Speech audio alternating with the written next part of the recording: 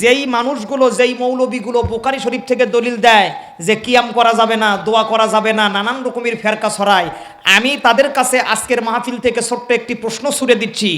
আপনাদের দাদা হুজুর যিনি ইমাম বুখারী, ইসমাইল বুখারী যিনি, উনি ওনার বুখারী শরীফের যতগুলো হাদিস নিয়ে আসছেন প্রত্যেকটা হাদিস লিপিবদ্ধ করতে, বুখারী শরীফে লিখতে রাসূলের ইজাজত নিয়েছে, অনুমতি নিয়েছে রওজার পাশে বসে।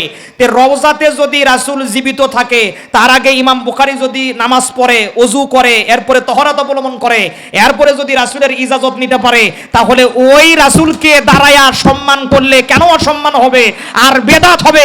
এটা জাতি আজকে বাংলার জমিনে জানতে চায়। কারা কারা রাজি আছেন দুই হাত তুলে আল্লাহরে দেখায় দিয়ে দেন।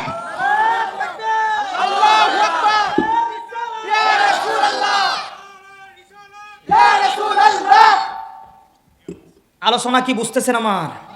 তাহলে আজকের এই প্রশ্নের দ্বারা পরিষ্কার, আমি মাওলানা রায়হানুল ইসলাম ফতোয়া দিয়ে গেলাম, আপনারা দাঁড়ায়া রাসূলকে সালাম দেবেন, সম্মান করবেন, যতগুলো গুনাহ হয় আপনারা বলবেন সবগুলো গুনাহ আপনারা সালিহ সাহেবক দেন, আমি সবগুলো গুনাহ বহন করে থাকবো। একটা লোক কথা কয় না গো, এ জোরে কন না কেন? জি, আমি আলোচনা এটা এখানে শেষ করে দিলাম।